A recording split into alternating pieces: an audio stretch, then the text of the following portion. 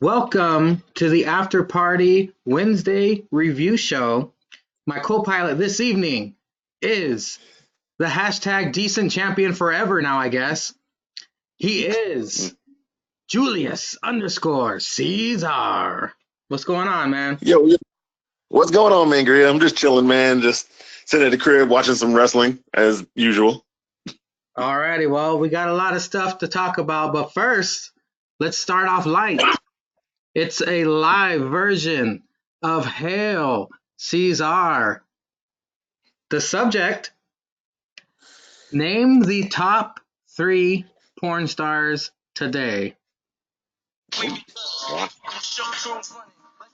He's done with your fuck shit. Hail Ceizar. Yo, it's your boy Julius underscore Ceizar here, and Mangria has asked me today to name the top 3 porn stars. But I guess it's like what do you like to get down to? Do you like the teen sex, the MILF sex, the nasty freaks? For me, I like a little combination of all. You know what I'm saying? So I'm gonna go with this one nasty freak, Adriana Chechik. You probably heard of her. She's out there. Seeing Tori Black's making a comeback. First ever 2-time AVN Porn Star of the Year, whatever. And certain Hall of Famers know, but I'm gonna go with a little MILF action, a little Brandy Love. I'm gonna say those are my top 3. If you got a different top 3, you know where I'd be. Tuesday before 3:30. Then comments, prison style rules. Holla at your boy. I'll see you next week. Okay, I'm writing these women down. I will be doing some research later on. Thank you very much. Alrighty, well, let's start with wrestling on a boat. It is AEW. We kick off the night with Hangman Page and Kenny Omega versus SCU for the AEW Tag Team Championships. You can't really go wrong with these 4. They're all seasoned veterans. They all pretty much nailed it that in this match. I love how Hangman did get dropped on his head in the beginning, giving SCU the edge during most of the match because he took that nasty ass bump. But I love how the wind blowing during the match with the Hangman and Omega made the match look more dramatic. Yeah. Okay. Yeah.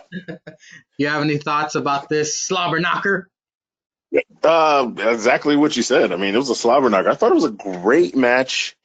Still playing the angle where Hangman and Kenny aren't like an official team because they had that little, as Mauro says, function at the junction. Yeah. or whatever line he uses. They like kind of met in the middle, and Hangman hit Kenny with that lariat clothesline.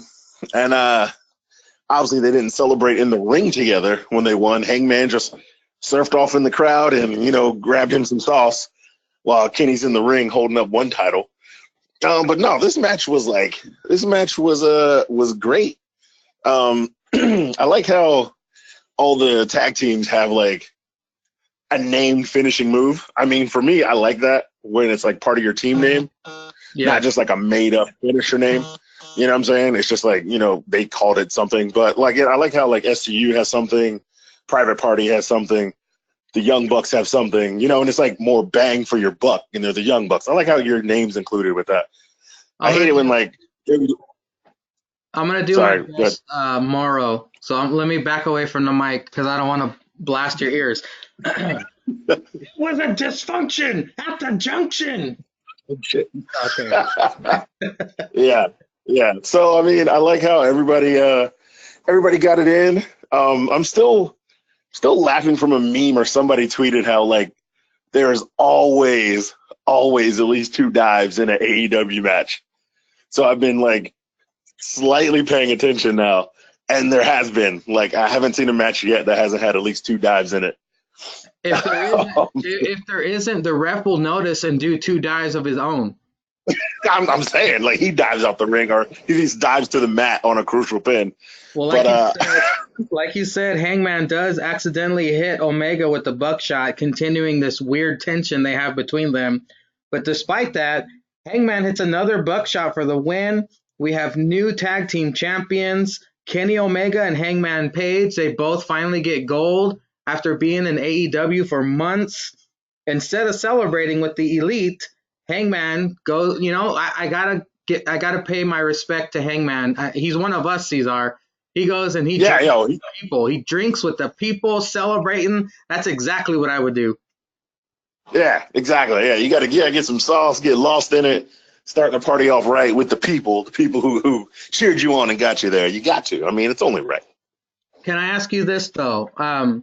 People in the WWE, well, the fans, internet fans, of course, even I'm guilty of it, but we complain that they throw two guys together who aren't a tag team, and like we're about Right. to talk about with NXT, and they go on to Yeah. win the titles for a month and then they lose them and feud. Do you think Yeah. them doing Hangman and Omega in a tag team is kind of doing the same stuff WWE is, or are you okay with that? It it is. See, I don't like it when they throw two guys together who like previously had nothing. You know what I'm Yeah. saying? Like Kenny Omega and Hangman Page, they at least built some story there. They're both top company guys. Everybody know Kenny Omega is going to win that heavyweight title one day. And Hangman Page he lost to Chris Jericho for the opportunity for a title. So they're both like top guys. I'm fine when it's top guys and then they win the tag belts because they should hold it for a while. Like I'm fine like the way they set up the bar, like Cesaro and Sheamus like hated each other, they went to war with each other, then they joined forces. I hate like the Dolph Ziggler and Bobby Roode because like they were like, oh, we got nothing for you, so tag team. Yep. That's the part I hate. When you have nothing for guys who are clearly can go and are talented, so you just stick them together. At least with the bar, they had a good feud. They had a 5-man win-off thing, and then he was just like, nah, man, you guys should click together because you know each other. You fought each other so much. And then they did click, and it was awesome. But that also could just be like, I'm a big Cesaro mark, and that man should have like 3 world title runs by now. The But, most underrated WWE superstar in history is Cesaro. yeah, for real, for real. But we're talking about AEW, and I like the team because they're two top guys, and they don't really have like a deep well of talent. Like they do have a well of talent, but I'm fine with it so far. I think them being in the Elite, I guess at least they have some kind of Yeah, similar ties, so it makes it right. sort of okay. Whereas, like you said, they'll put Rudolph together, who were just in catering, and they said, "Hey, you guys come out." So Yeah, it's pretty cool. This is going to be probably a transitional story to their feud, and who knows, maybe we'll get Santana or Ortiz to take those belts off of them because Hangman like is drinking during the match. Moving yeah, on, that's some Scott Hall shit. Some Scott Hall old school shit. we get the dentist Britt Baker versus Tampon Lady Priscilla Kelly makes her debut. Well, her AEW television debut, famously known as Darby Allin's girlfriend, the tampon lady from the Indies. Mm-hmm. She does have that gross gimmick that she did, but my God, does she have that ass? Damn. Yeah, yeah. She deserves better than Darby Allin's bony ass slapping that thing every night. I Exactly. I bet mean, good Lord. it's like getting fucked by the scarecrow. Like she's some tiny little fuck. Yeah, yeah, yeah. Like, come on, man. Like that motherfucker has hit the lottery. I mean, he deserves every L he takes in AEW just because he gets to go home to that every night. I mean, he's still a winner in my book. Hey man, Priscilla with that cushion for the pushing. She don't need no You know, needle. She needs a mega pounder with cheese. You know what I'm saying? You know. yeah, I know what you're saying, bro. I hear you. I hear you. You preaching over there today. Besides that, I do want more Priscilla. I think she is a fresh face in the women's division because that division needs all the help it can get. Twice. And then we get Tony Schiavone goes into the ring to interview Britt Baker. And my God, was this, it was so cringe. I'm not sure what the crowd was chanting besides fuck you, bitch. But Yeah. the censors were on point then because I know this was pre-taped, so they had more time to censor it. But she starts Yeah. making fun of Tony, and she starts. I guess she turned heel right there on the spot. I'm On the not quite spot. sure And why. I guess they decided. I don't even know why they think they need more heels in the women division. Like Brandy Rhodes has like three heels in her division. Like I don't know why turning Britt Baker heel makes any sense, but hey, I guess you want to do what you're gonna do. And you know But the funniest part about this is they cut her off and they went to commercial in the middle of her promo. yeah, like I guess you could do that when it's taped. I mean, Yeah. it kind of gives you some heat. Like they're just like, whatever, this bitch is heel now, so we're just gonna cut her off. Like they wouldn't cut off a face, they wouldn't cut off John Cena in the middle of a great promo, but they'll cut off any heel. They're like, who cares what he has to say? And Could then you they just kept it imagine? moving. Could you imagine if they cut off Cody during one of his promos? Oh my god! Well, he'd have everybody fired and hire new cameramen or new production guys. I mean, but it Plus, would still be funny. I would laugh. I would laugh. the internet wrestling community would lose their goddamn minds. They'd be all over Oh, Twitter bitching. yeah, it would be on fire. It would probably instantly go number one trending.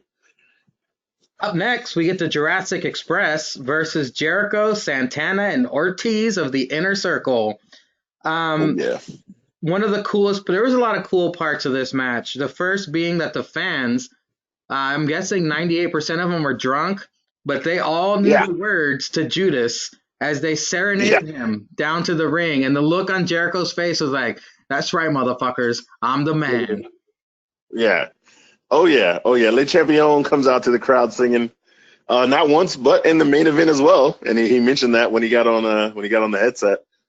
What, But what yeah, I thought it was awesome. you got to imagine being in the crowd with similar like-minded wrestling fans must have been just fucking amazing. Because you go to Yeah, some yeah, live events and there's kids or there's people getting up and going to the bathroom constantly, or the person you're with is just not really that into it. But being on this yeah, cruise, everybody just as into it as you are, it must have been fucking awesome. yeah. And everybody just as drunk as you are. Like Oh, it's just a party. hell yeah. Marco's stunt trying to get out of his child's vest. Look, he looked like a special needs kid when he was trying to get Yeah, out of it because he was having trouble. So I kind of laughed at that for the wrong reasons. yeah, yeah. Of course, but I think that's like his gimmick, though. Yeah. Like it probably couldn't have been better that, like he got stuck. If he'd have just pulled it off too quick. But you got the thing where, yeah, you know what? That's what this guy is. He got stuck. He couldn't pull the shit off right, and he still got the splash and like attempted to roll up Jericho like two or three more times. I thought that was like a good move of Jericho to keep him like interested. And he got like two and a kick out like every single time. You know who stood out this entire match to me, who I thought was the highlight of the entire match, was Ortiz. The way Oh that yeah, dude sells, him and his big old afro puffs, that dude is yeah, funny as fuck. He does that funny tiger shit. pose every time he rakes someone's back. Yeah, yeah. He was I love it, doing man. I love He was doing the falling headbutts, and on the last headbutt, he stiffened up and fell over. Man, that dude is a fucking star. I think AEW scored big by signing Santana and Ortiz. it. Yeah, yeah. I love that dude, man. Like every single match, like you always see him stick out. He makes himself stick out in a way, whether he's hitting dope moves or he's selling, or yeah, like you said, the tiger pose, like every back ring, and then like that dude's just he's just too real, man. He's really really good. His partner Santana doesn't really do much. He's like the serious, like gangster Latino guy. But Ortiz, Yes, he's all entertainment, man. I love it. but I mean, I think that's what makes them like a great team. You got the one serious, fuck you up guy, then you got like the entertaining, but also does damage other guy. So I think that's what makes them click. It's the same dynamic that Jake and Zenka have. Yeah, pretty much, pretty much, pretty much. No, but after that, Hagar, he attacks Luchasaurus. Luchasaurus tags Marco. Then he says, fuck it, I'm going after Hagar. Jericho eventually hits the Judas effect on Marco for the win. And Jericho celebrates with a little bit of the bubbly. Very entertaining matchup. I loved it. I didn't write too much notes on it, but it's worth checking out. Yeah. So I mean, I like how there's in WWE they throw together those 3-man groups, but like in AEW they're already kind of put together. Yeah. Like you could substitute anybody with the Bucks, and you got the Elite. Sometimes it's Cody. Then you still got Cody and Dustin, and you could throw in like a legend, or you could throw in like Kenny or somebody from the Elite. You got the Jurassic Express, you got the Best Friends and Orange Cassidy, you got the Inner Circle. Those guys can always like switch it up and have like 3 of them out there. Well, plus So I like the Dark Order could have Evil Uno, the bald Viking Raider guy, and any one of his slave guys. Yeah, pretty much. Yeah, so like I like those guys as well. And then heels can always just team up and have like a good 3-man group going on. So I like the way they're set. It's not like it's 3 guys forced together against 3 other guys. It's always like there's always one. SCU technically is still like a 3-man group as well. So you can always have a good 3-on-3 match as well as just a tag match. To have different matches. On a side note, did you notice the 2 people I was talking about in the chat? The black lady with the blue dress on and the Fat Ninja Turtle guy? Yeah, so Fat Ninja Turtle stuck out like the whole show. Like I was just rewinding it just to watch that guy sometimes, and then I'd like miss a spot or something. And I'm like, yeah, wait, what happened? So that dude, he had the Eric Rowan beard and bald headed. It was fucking, and he was Raphael, my favorite Ninja Turtle. Oh man, it's fucking classic, man. Fucking classic. After this, we get a Cody MJF video package hyping up their match at Revolution. And then we come back from commercial break, MJF versus the bad boy, Joey Janela, who goes up to Jesus, who was also in the crowd, and asks for a blessing. Good shit. That's just good shit. The crowd was chanting tiny dick at MJF. During the matchup, MJF spit in Joey's face, which is hella fucked up. I'm surprised he didn't break character and start beating the fuck out of him after that one. Yeah, maybe they talked about it. Who knows? But I'm not selling that. I'm fucking punching you in the fucking face for real. Yeah, Joey's just crazy enough to accept that if you think about it. He's like, oh, you just want to spit in my face? You sure you don't want to rape me with the baseball bat too? He's like, no, just to spit in the face. No. Just spit in the face, bro. Yeah, I mean, you sure? I got some barbed wire, bro. You can like wrap me up in that shit and throw me on the table on fire. Like it's no sweat. It's no problem at all. Strip me naked, set me on fire, throw some bees at me, and I'll jump in the ocean. Yeah, the pool's right there, bro. I swear, I'll be out in like 2 seconds. And of course, MJF, typical heel tactics, uses Ref Aubrey as a shield. Aubrey just stood there like a fucking mannequin. She wasn't scared or anything, which was funny to me. She already looks like a dude, but she's good. She looks like she'll throw hands. Oh yeah, she'll fuck you up. Great heel work. Kip Sabian and Penelope make out on the entrance ramp, distracting Joey Janela. MJF with the crossroads. They called it something else. I forgot what they called it, but it was the crossroads. Double crossed. Double cross. Yeah. For the win. It was a pretty decent match. MJF, he still needs some work in the ring on his his actual wrestling, but his heel work is flawless. His mic work is definitely flawless. Yeah. But like this match, the ending kind of gave me like Lana Rusev vibes. Like, I mean, it's your ex-girlfriend. Fuck do you care? She's making out with some other dude for.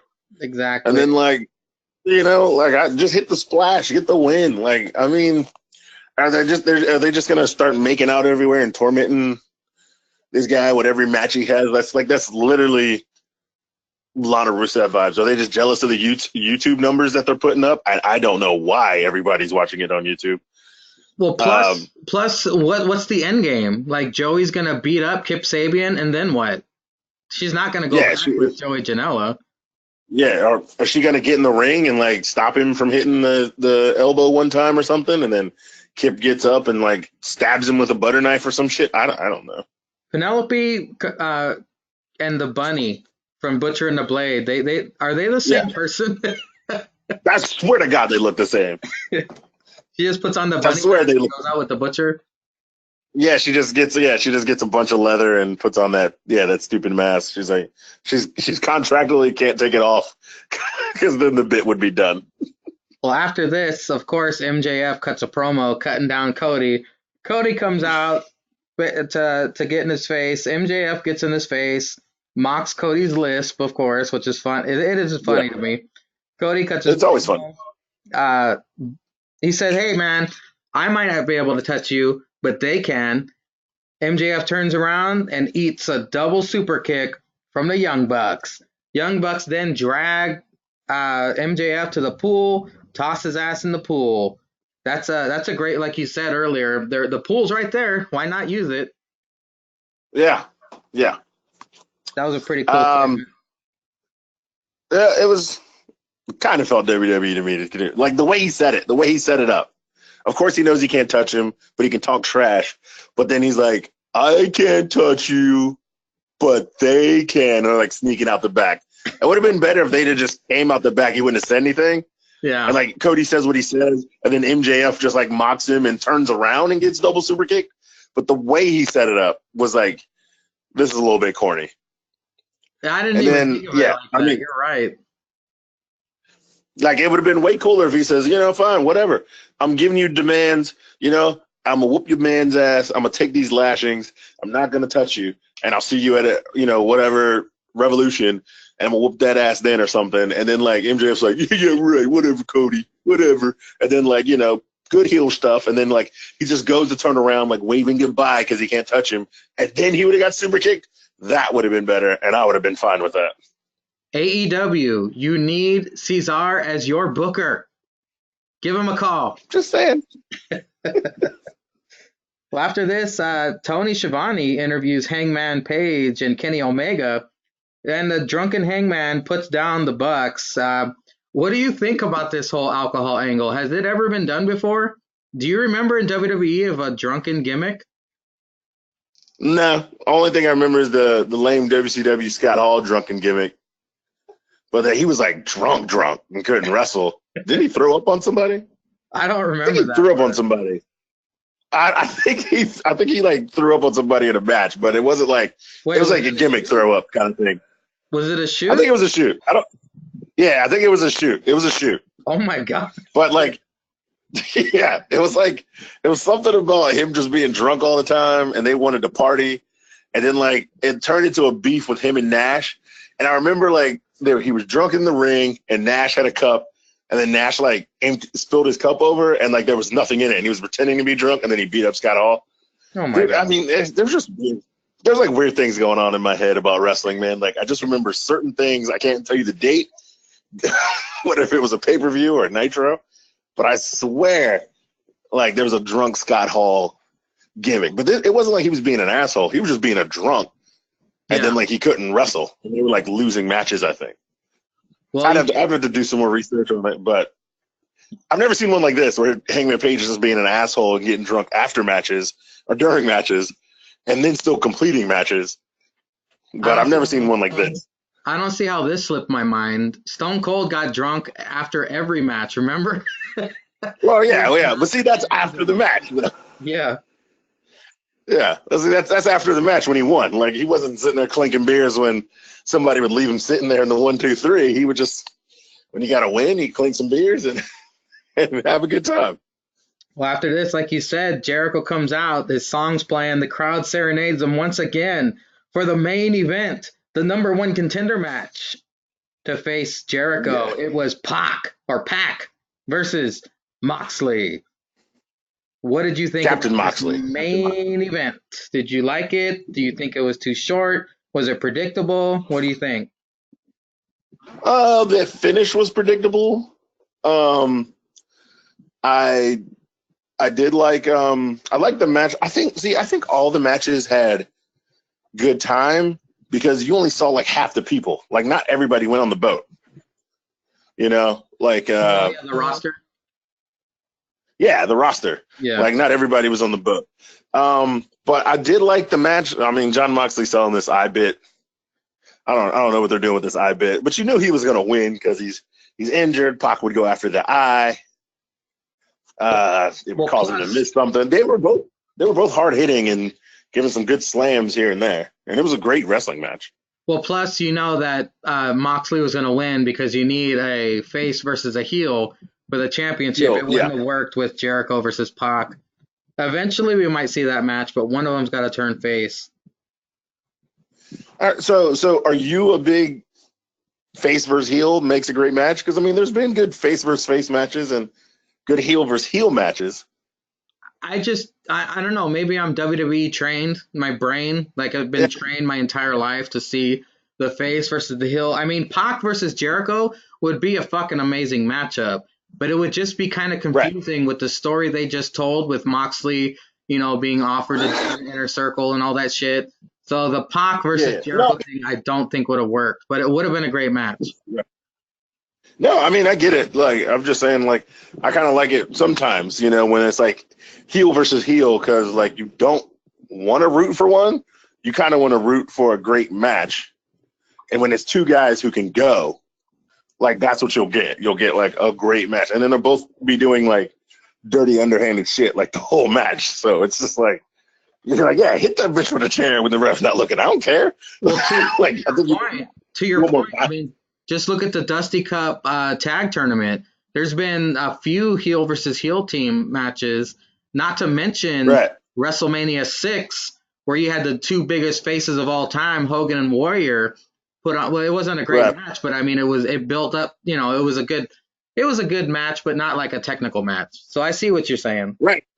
The build up was like really good. I mean, look at one of the greatest matches of all time, X7. Rock and Hogan weren't heels at the time. Like Kurt Angle was the big heel, and Rock beat him for the title, and then everybody loved Stone Cold. Like he turned heel at the end of the match, but like during the match, you had to like. It was like, what side are you rooting for? You rooting for Rock? You rooting for Stone Cold? Like, who do you really want to win? That has to be And the that's greatest story they've ever told. Is leading up to yeah, that match. I loved it so much. yeah. Like everything fit perfect, and they were both top guys, and they both sat there, had great promos back to each other, and great lead ups, and great the weeks building up to it. Yeah, the whole promo package was awesome, and they both were considerably faces. Like it wasn't like The Rock was heel, and then Stone Cold turned heel. So I mean, you can have great face to face and great heel to heel, but I get it. Like the archetype is always the face builds up, and if the heel's got the championship, you want him to win it. And if the heel's fighting the face, you want the face to come back and win some way. So, but I mean, I get it. Yeah. Well, about this time of night, I was pretty fucking loaded when I was taking these notes. So let me tell you the notes that I wrote down for Pac All Moxley. right. It says Moxley with a wrapped up eye. Audio keeps cutting out. Where is the blood on the bandage coming from? Pac locks on the brutalizer. Mox wins with paradigm shift. That's it. That's all I wrote. No, nice. Well, I'm Nice. guessing. Let me try to remember. Moxley with the eye patch. It did come off, and wasn't there like they didn't really show his eye that much, right? But it did look bruised. Yeah, no, it was like Pac threw it off, and then he had like a separate small bandage just Oh, over the eye. yeah, that's Under right. That's right. it. Do you remember the crowd chanting "Your boat sucks"? And Jericho was like, "Yeah, the crowd here is like yelling at some other boat that just pulled Yeah, up in the port." that's right. The commentary, JR was like, "Well, ladies and gentlemen, the crowd is shouting at a rival boat passing right by us." Yeah. That's what I'm They're talking like, "You're about. the That's what I'm talking about. Being around all those like-minded people must have been it must have been an experience they'll never forget. Yeah, some dude sees a boat and starts yelling, "Your boat sucks," and it starts a chant. It just starts a chant. That's awesome. I bet you the boat was empty. They're just yelling at an empty boat. Yeah, some dude's just like, "Hey, man, I just got to park this nice cruise liner for picking up these guests tomorrow. Just trying to do his job and get off and go home and have a beer and get yelled at by his wife." And he's got like, what, like 8,000, 10,000 people yelling, "Your boat sucks." Well, now it's time for NXT. They Awesome. begin with Imperium in a video package claiming that they're going to humiliate the Undisputed Era tonight pretty much foreshadowing what's going to happen in this first match coming up. It's Dusty Oh Cup, yeah. round 2. Undisputed Mm-hmm. Era, all of them come out, of course, versus the Oh yeah. Grizzled Young Vets. Like I said, I love James Drake selling. James Drake you got to keep an eye on that guy. He is going to be a megastar, I bet you, in the Yeah. UK, and hopefully regular NXT brings him to the main roster. But Grizzled Young Yeah. Vets, they're the heels. I asked last week who would be the heels in this, and it was the Grizzled Young Vets because the crowd was cheering for Undisputed. And I mean, yeah. Yeah. it was funny to hear Nigel. He was on the commentary. He was the only one rooting for the Grizzled Young Vets. It's good. Yeah. Yeah. So Yeah, go for it. oh my god. No, I was like, yeah, he cracked me up like the whole match, and then you hear what's her name? God, I can't think of her name right now. I'm just having a brain fart. Beth Phoenix. She was like, yeah, Beth Phoenix is like, way to keep it neutral, like you said, Nigel. Like literally, the match just started. He goes, can't you hear the crowd cheering for Grizzled Young Vets? And Mom's Yeah. like, I think you're hearing things, man. And Nigel goes, well, I was cheering. I was cheering. Crowd is hot for him. Well, during Oh this my match, god. Undisputed Era gets the upper hand. Imperium. Oh wow, I didn't write that many notes for this match. It was a short match, wasn't it? Because of the Oh distraction. yeah, it wasn't like super short. It was a good lengthy match. They got all their shit in quick, but it was like just so many. It's a UE match. It's good shit. And Grizzled Young Vets, I think they've won the UK tag team titles. Yeah, they were the very first UK. The very first. Okay. Yeah, so they were getting in good stuff, and yeah, I like those guys. Those guys are awesome. And yeah, UE, it's hard for them to have a bad match. Any of those guys, it's hard for them to have a bad match. Well, like I said earlier, we were all just waiting for Imperium to show up and ruin this match. They did. They distract Undisputed Era. They were on that balcony that was just installed for the live TV show. And everybody turns their attention to the balcony. And that's when the Grizzled Young Vets hit the ticket to mayhem for the win, advancing to the finals of the Dusty Cup. Oh yeah. So I really liked it. And then with the other team who wins later, it's like face versus heel again for the Dusty Cup. But yeah, we'll get to that. But I thought the match was great. I like how UA comes out. UE, I keep saying UA. I like how UE comes out all together, no matter who's in the match. They keep the unity. Yeah. Like with Imperium, like when they have a tag match, it's just the two guys that come out. When Walter's fighting, it's just well, he's a big bitch, so I mean, he really doesn't need any backup. But like they're all like I do kind of like that though, how they have the name set up and the guys stand in the same spot and they just highlight whoever's coming out. But there is something about when you're a faction, your faction guys come out with you. Well, that's why they might not have gold. That's why Undisputed Era is draped in gold, because they all come out together. They help each other. Whereas Imperium, like you said, it's whoever's in the match, like Eichner and Barthel come out there, and they do their match without Walter because his fat ass is stuck on the plane or something. I don't know where he's at, but he's getting greased up so he can get through the door later. Someone's shaving his forehead, I guess. I'm not sure, but something. After this, we get Shotzi Blackheart, a video promo bragging about eliminating Shayna Baszler. And I don't know if you're like me, but I'm like, just you wait, bitch. You're going to get your comeuppance. Shayna's just her lips backstage like, oh, I'm going to break you in half, bitch. fucking Shayna, man. Shayna, she kills me every time. Like, she's great in the ring. Like, she doesn't need the belt to be dominant, but it was good. Like, she had it for as long as she did. Yeah. And I do like that about NXT. Like, they're not really doing it now because they're a brand, but like when the guys were down there before coming up to the main roster, like they would clear out the roster.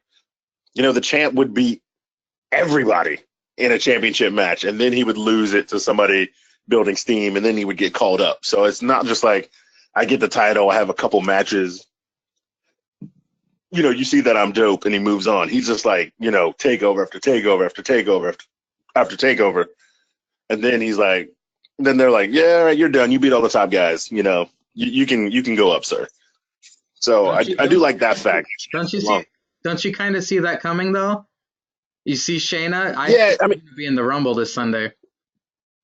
yeah, I think she is. I mean, it's obvious. Like, I mean, but the way they're setting up Becky now, like Becky's gonna be like, oh, I gotta fight Oscar because she's the only one to beat me, and the man always has a receipt. But you forgot Shayna Baszler beat your dumb ass at SummerSlam. So when Becky beats Oscar, and I don't know why Oscar's fighting Becky. They should be defending these women tag titles if they're trying to make them work, but they're not. Um, so when Becky beats Oscar Sunday, that's when I think Shayna Baszler will come out. I don't know whether she should win, Who Shayna? but The Rumble? yeah, yeah, If I had because I mean that's really to grab a line from Cynic, if I had the pencil, I would have Shayna win and face whoever the SmackDown Women's Champion is because SmackDown is hurting big time for matches, to get matches to care about because all they have is right. Lacey and Bailey and Sasha. That's it. They don't really have. They have Alexa, but they're not giving her any shots at the titles anytime soon. So yeah, she's with Nikki Cross doing tag stuff. Yeah. Um, I mean, I get it, but the draw you would want is if you're gonna keep this man gimmick and Becky still being hot. In order to reheat Becky, you gotta throw Shayna at Becky. It'll be interesting to Like see the outcome of that.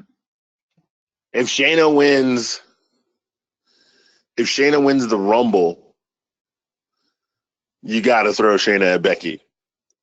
And the only way, like you said, to really make it to keep them apart or whatever would be like, well, see, there's no more like GMs, but see, I would pull the fuck shit move, which is draft Shayna to SmackDown, like you said, but have Shayna win the Rumble, and then she challenge Becky, so they really don't see each other. There's no way to like, They can keep. really. Yeah.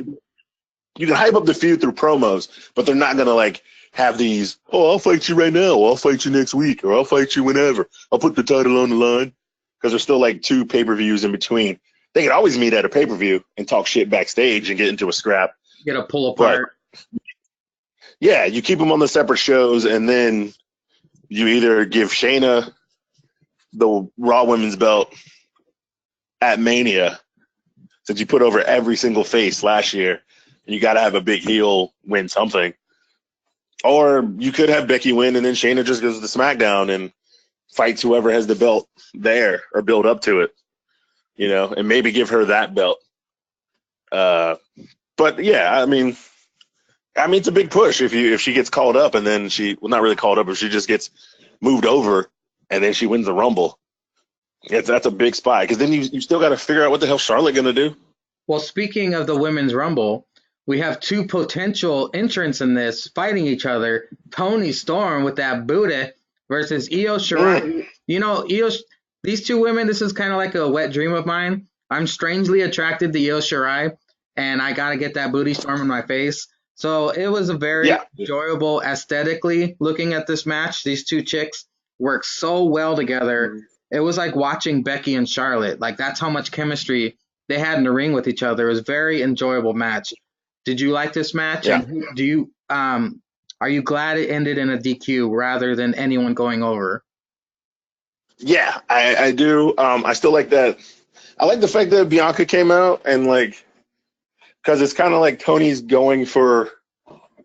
fighting Rhea Saturday, and she attacked Tony first to make it be like soften her up. To be like, nah, bitch, you ain't getting no heat, getting no momentum, and because you have beat Rhea twice, she's like, I'm gonna be the one to beat Rhea since she's come over here, and you go back to where you from. Because I mean, like you said, well, Io Shirai's got that that bitch made vibe, so that makes her 10 times hotter. That Bianca evil bitch vibe. was very impressive in this beatdown. I haven't seen her be this aggressive in a long time. She beat the shit out of Tony and EO. It was very Yeah, entertaining. yeah. I mean, she's supposed to be super diesel in the PC. She's always like beating people up and stuff. But I did like it. I dug it. I even dug it that she kind of threw Rhea out the ring too when Rhea came out there to get some. So like, you got to make the heel seem strong. Like they could do it. You know what I'm saying? If you're gonna go that route. And I mean, her mic work is good. Her in ring work is good. So I was digging it. Well, like you said, Bianca, she gets involved brawling with these two. Rhea Ripley comes out to stop her. They brawl till Io attacks them, followed by Tony attacking. Everybody on the outside of the ring. Tony gets back in the ring, raises the title in the ring to a chorus of boos. I was very shocked that the crowd turned on Tony because she raised Rhea Ripley's championship. Yeah, I mean, I still think they're feeling Ripley, and like she just got the thing. Yeah. Uh, and sometimes Marks hate when the same thing keeps happening over and over. Like that was back when Rhea was a heel that Tony beat her and Tony was the face. So, I mean, maybe they're just like, nah, not this time. Let Rhea get her run. Do She you think deserved they're it. gonna do you think they're gonna swap at Worlds Collide? Do you think Tony will play more of a heel? Ooh, that could work. That could work. But I mean, that's kind of, I don't know. It could work. But I mean, why if they swap, then Tony's got to stay. There's no reason for Tony to be a heel and then just go back to UK NXT. Or like you said, it's Like, the face versus face dynamic. But you know the yeah, hometown girl Rhea is gonna get cheered over Tony at Full Sail. yeah, exactly. So I mean, so you still have she won't necessarily be a face, but I mean a heel, but nobody wants her to win. Well, And after nobody this, wants her to take the title off we the new champ that everybody celebrated.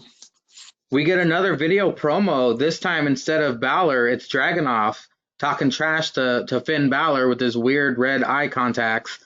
Are you excited for this match? And how fast do you think Finn's gonna win?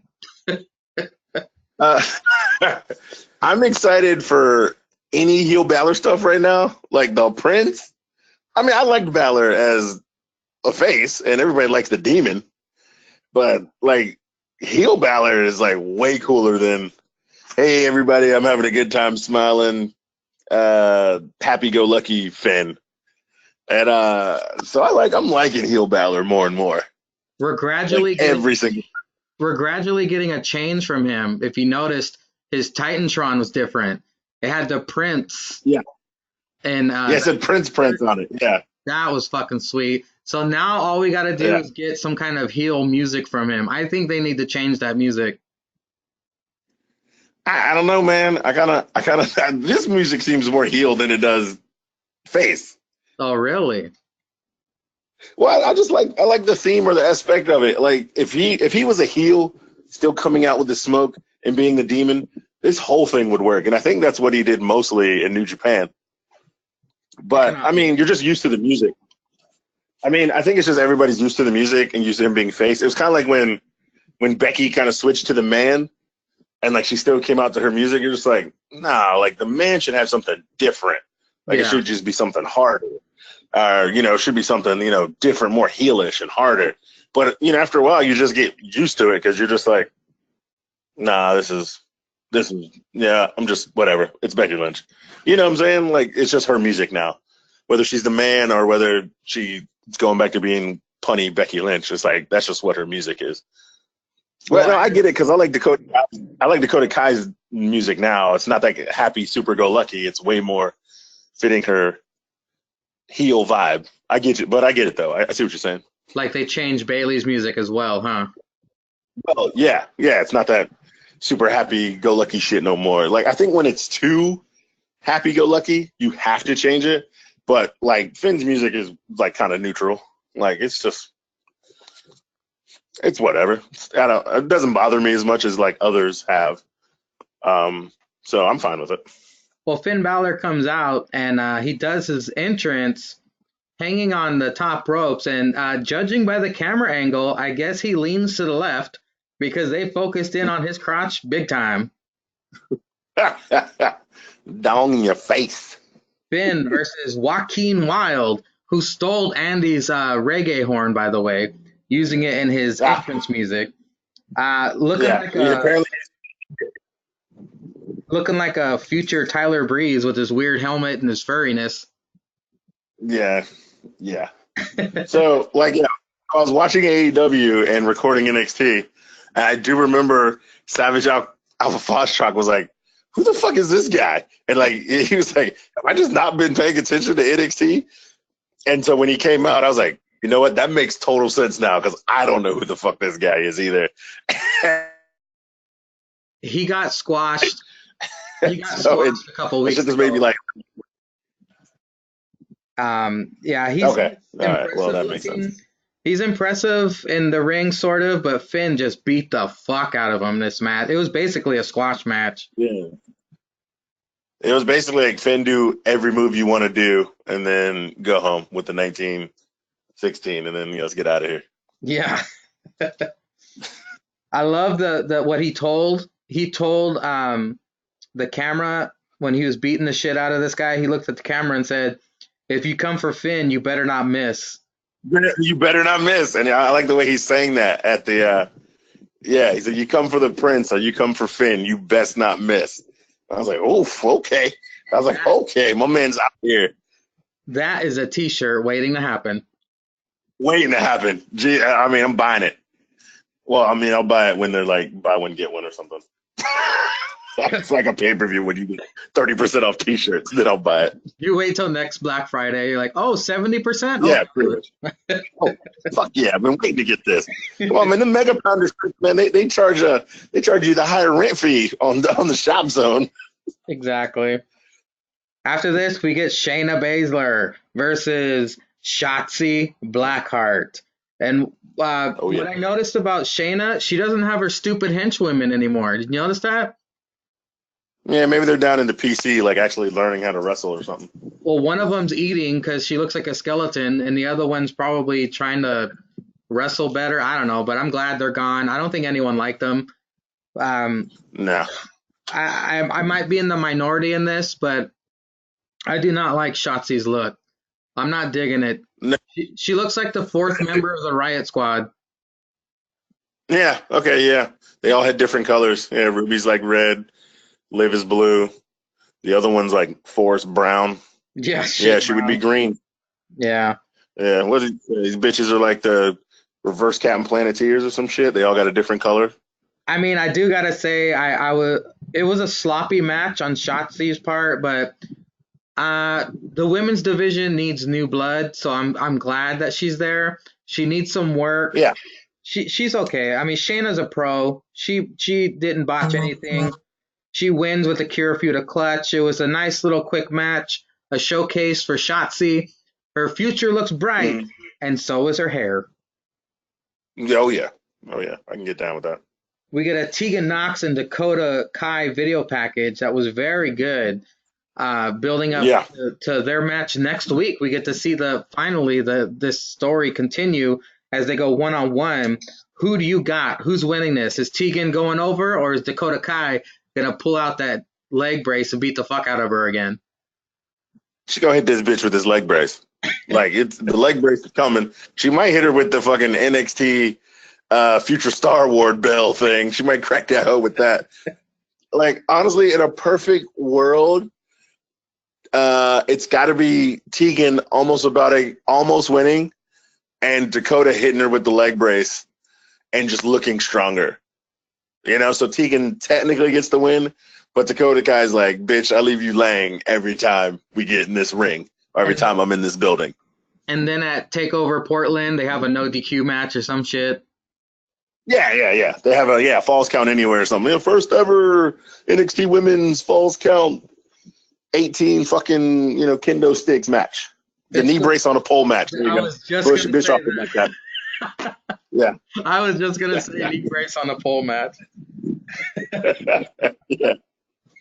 Oh shit. Oh my god. Well, Angel Such Garza, good shit. such good shit, pal. Angel Garza gets interviewed backstage with his confusing accent. Is he a Oh heel? yeah, he's got to be. I mean, he was messing with Leo Rush's like woman, like taking his pants off in front of her and shit. Is he? And he's like, I think he's like, was it Sammy Guava Juice? But he Yeah. just has a thicker accent. I think that's how he sees himself, as like a Latin sexy god, kind of like, you know. And then like he's just, you know, a good wrestler, and like his wrestling's good. Um, I think they're snatching the titles too quick from guys though in that cruiserweight division. Like I I feel like as soon as the guys get it, they have like one serious challenge and maybe a rematch, and then it's like they lose the belt like 2 weeks later or some shit. Sorry, I just had a Zanka moment. I was thinking of could you imagine Angel Garza versus Andrade? How badass Oh my that fucking god! match would be, dude. Oh my god! Oh no! Yeah, man, I don't know. You might need to throw a little cutie snacks in there for a short triple threat, and get some no DQ rules popping, and that match might be on and cracking. A pinata on the pole match. No, Yeah, yeah. Now they might all need like a selfie mirror on a pole match. That way, Selena Vega can get some shots in too. exactly. Oof, Aleister Black is the man for hitting that one 3 times from Sunday. He locked down that Velociraptor jaw woman. She's Yo, hot. he got to. He had to. He had to. Coming up next, we get the Dusty Cup round two match. The Oh, Broserweights versus Imperium. However, they took a page out of the Undisputed Era's book, and this time all four of these assholes come out to the ring. Um, oh yeah. what I noticed during this match is there were zero elbow pads because if you're in NXT UK and you wear any kind of padding, you're a bitch and they make fun of you. But Yeah, yeah. I did notice that. Yeah. Imperium, size wise, made Matt Riddle look small. Like I thought Matt Riddle was huge and like towering, but up next to Yeah. Eichner and Barthel, they made him look normal, which I thought was funny. Yeah. Yeah. He looked regular sized. It was a very hard hitting competitive match, of course. Walter does eventually distract Pete Dunne, giving him Imperium the upper hand before the commercial break. Um, Hmm. you remember the last time you were on, we said that Matt Riddle had prison mouth. Yeah. Yeah. Yeah. Well, his girly braids did not help that, made him Do look not help, man. even Not more help. bouncy. They do not help at all. And then the pink house shoes, like the pink sandals. Come on, man. You're wearing black and yellow, and you come out with some white and pink fucking slides and kicking them off in the ring. I mean, I would if I was Pete Dunne, I'm like, nah, bro, you got to change, man. I'm not going on TV with you like this. This guy's a prisoner's wet dream. I'm saying, dudes in the yard going hard for Riddle. A little criticism I had of Pete Dunne at one point in the match, Dunne looked like he had a knee injury, but it suddenly went away. Like he had a little limp and knee thing, like he messed up a Yeah, suplex or something. But after yeah. that, like he acted completely normal after that. I was like, what the fuck? I thought this dude's knee hurt. Well, I think he's like prone to knee injury. Didn't he like really have a knee injury a couple times? I And believe then like so. I think he twinged. I think he just maybe has like some knee stuff. I think he twinged his knee in the match. Like, you know, you step wrong and your knee twinges and you have to limp for a bit. But if you keep walking, like, you know, you don't feel the pain anymore. Like, kind of like works its way out. Maybe it was like a cramp or something. You know So what he I had to was just keep thinking? wrestling. I was thinking that he botched that suplex, and to play it off, he feigned a knee injury. So, so Okay. instead of the crowd going, "You fucked up," they'd be all concerned, like, Oh, yeah. "Oh, Pete's okay." Yeah. Yeah. That kind of works too.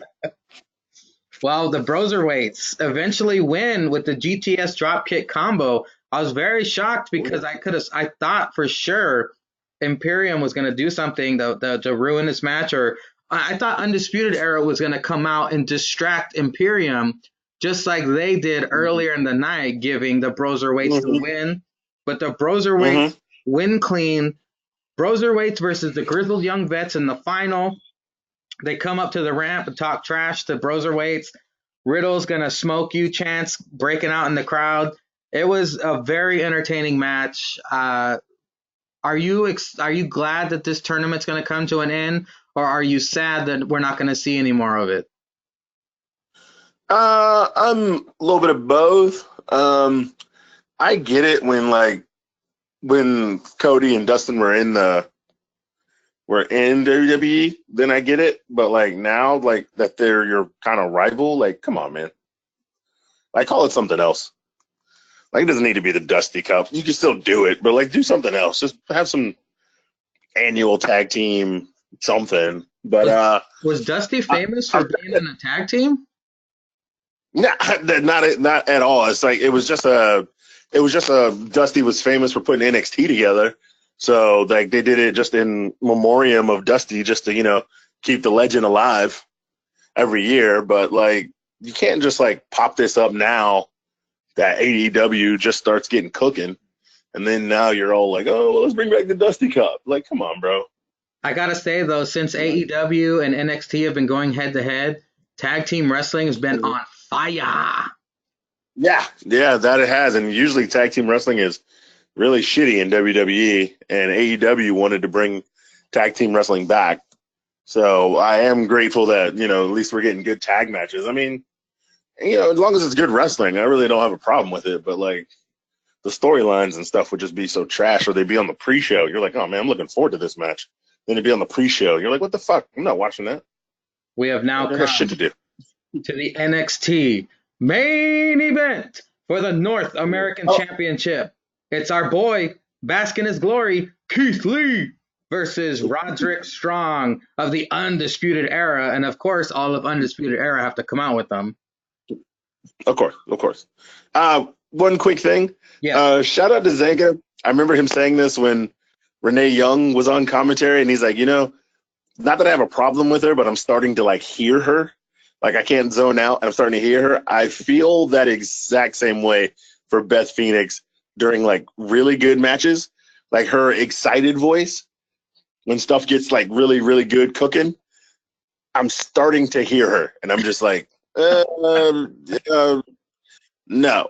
I'm like, you're fine on the mic. I'm fine with it, but like, it's always at the high point of matches, like her just ramped up announcer voice is like, why can I just hear you and just you? And then Morrow has to say something so pop culture that it pops me. It makes me laugh, and that's when I get to come back down to earth and like watch the match again. That dude is so fucking creative. Like when he calls Candice LeRae Tenacious C. Tenacious C. Yeah. Yeah. I forgot what he said. He said something. He said something in the first tag team match. Yes, In the I'm Dusty trying to think of it. I'm trying so hard to think of it right now. It was funny. I cannot. But that's what I was watching. I was watching AEW yesterday, like the other day in the morning, and that's when I wrote in the Hall of Fame chat. I was like, "Yo, my man Morrow is so pop culture." Because like he said something, and I was like, and he linked like two things together. And I was like, "What the fuck?" I was like, "How does he just like write this down and think of it?" That's that's probably what makes NXT so enjoyable to watch as well. Because when he was gone, Yeah. when he wasn't there because of his depression stuff, NXT was kind of Yeah. like, eh. But when he's there, Yeah. he's that special ingredient. He's that nutmeg on your pumpkin pie.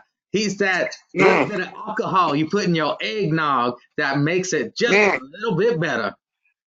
You know it. You know it. I love the videos that they do usually after Takeover, where it's just him commentating, and he's so hype at the desk, and they always write "Never change, Morrow. Never change." Like He's jumping up I and love down at the desk with a yeah, boner, and like his fucking hair is all yeah, messed up, and Beth is like looking at him all shocked and terrified. yeah. And the crowd's chanting "Mamma Mia" in the background. That's Like awesome. He has his own the shirt. man got a change to death.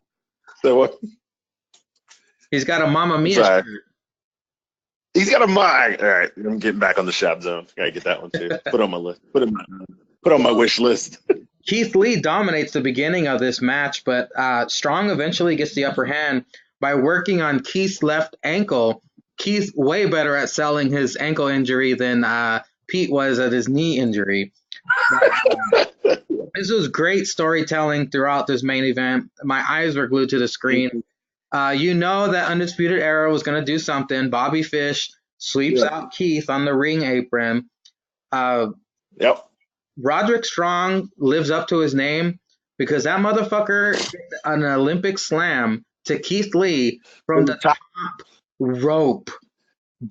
Jesus. But to no effect to Keith Lee, because if you remember, Roddy pinned him. Keith sat up like, that ain't happening. Yeah. No sell Yeah. motherfucker. He hits the Grizzly Magnum, which is the double hand chest slap. You saw the sweat like splash off of Roddy's fucking chest. Then he pounces Roddy to the outside of the ring onto the Undisputed Era. I think Roddy's legs got caught on the top rope, so it didn't get the full effect. But he did crash the two out of the three. Ain't bad. Yeah. Undisputed. This match was awesome. Very awesome. Very great main event. Yeah, I was glued. So this was the match I thought Imperium were going to come out and ruin. Not the tag match. Like I didn't think UE were gonna come out during the tag match, but I thought like they would come out for this one instead of like the first one, I guess. Yeah. And try to ruin them losing gold versus them losing the Dusty Cup. You know what I'm saying? So I was like, oh man, is Imperium going to come out again and then they're all going to get in a fight, or are they just going to come out later? So I don't know whether I would have liked that finish more, because especially going into Worlds Collide, like it's Imperium costing them gold and then like they start fighting and that just leads to fuel, and it kind of gives like Roddy an out for losing. But I mean, I'm not mad Keith Lee won clean. Like he deserves it, and he deserves the belt. He's phenomenal. Like we said earlier, Imperium at the beginning of the night said we're gonna humiliate Undisputed Era, which should plant the seeds that they were just gonna fuck them up the entire night, but they only did it once. Yeah, like it would have been great for them to just come out and beat up the other three outside. And so then Roddy's like, oh, what the fuck? Do I got to join in with the boys? Or, you know, and then he turns around and fucking Keith Lee hits him with the sauce, wins the title. And that way it's not like, you know, he lost. I mean, like I said, I still like it that Keith Lee won clean. But I don't know. I feel like maybe a little bit of more story would have helped feud it. And then, you know, still, you know, then they just fight outside or get in the ring and Walter still hits fucking Adam Cole with the nastiest chop in the world. Well, like you said, Undisputed Era tries to distract Keith, but Keith hits his Big Bang Catastrophe, which is like his jackhammer pin for the win. Yeah. He becomes the new North American champion. Shout out to Tryon, his spirit animal. Got some gold. Hashtag World Order. Very, very good main event. I loved it. Keith Lee, like you said, he deserves every bit of this. He's on fire right now. I can't wait to see what comes next. Who's going to take the gold off of Undisputed Era next? But we have a pay-per-view tomorrow. Worlds Collide. Oh, yeah. Do you want to do a reaction show afterwards, or do you want to, or what do you want to do? Or you just want to watch it and get drunk and fall asleep afterwards?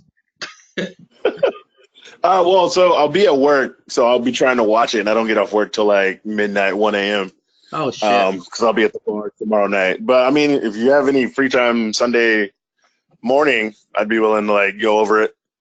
But yeah, I probably won't be watching it till like Sunday morning, like half at work, and then I'll probably really watch it like, you know, Sunday, because the takeovers are only like an hour and a half. You know, maybe two, bang those out real quick. But I'm definitely looking forward to it. So far, match of the night, I think for me is going to be DIY versus Mustache Mountain. Like, I literally cannot wait to see that match. Tyler Bate and Johnny Gargano in the same ring together?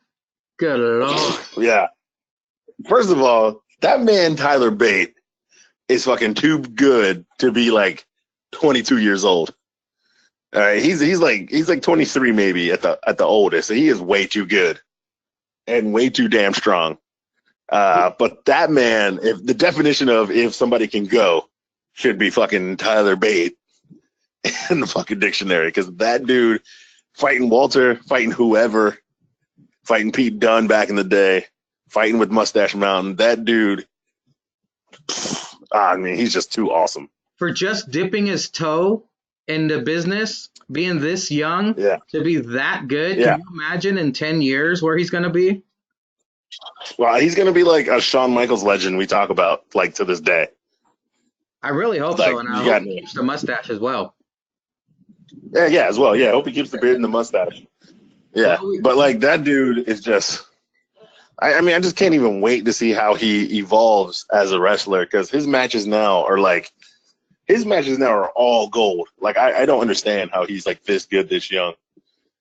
you put him in the ring against Marco Stunt, and it's going to be WrestleMania quality. He can do it with everybody. Everybody, the sad part is I want to see him in a match with fucking Velveteen when he comes back. Oh, man, that'd be bad. Oh, what about Brock? Oh my God! See, I think he could go with Brock. He could. He could suplex Brock, and that would throw Brock off his game, because usually the small guys are all quick, fast, and move. But you saw him with Walter. He was picking Walter up. He He was slamming Walter. He threw that big-headed ogre all over that fucking ring with ease. All over the ring. Shit, I might put that match on after I get off the phone. Put that shit on and watch it again. We did it, Ceizar. We made it to the end. We covered both shows. Thank you very much for your time. I got to get back to work now. All right, man. That's what. I really appreciate your time. Finish the rest of SmackDown. Hopefully it was good tonight. And I shall see you on Instagram in the Hall of Fame chat. Thank you very much, everybody, for listening. Thank you, Ceizar, for your time. And until next time, all hail Linda's Bush.